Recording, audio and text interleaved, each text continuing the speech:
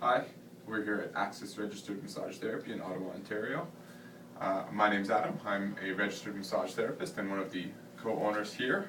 What we're going to show you today is a foam rolling exercise that you can do at home for your upper back.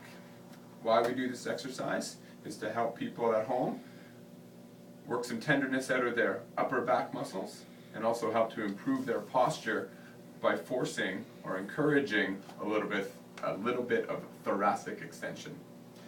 We usually do this exercise for 1 to 2 minutes. A minimum dose of foam rolling is about 1 minute per area that we're working on.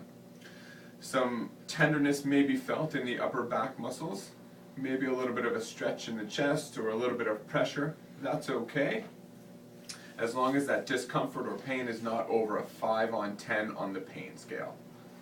So I'm going to show you what I'm going to do. What I'm going to do is I'm going to lie down on here and I'm going to place the foam roller at about my shoulders. I'm going to lift my butt up.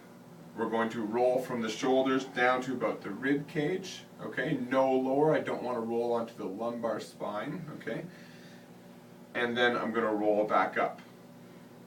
Okay, let me show you.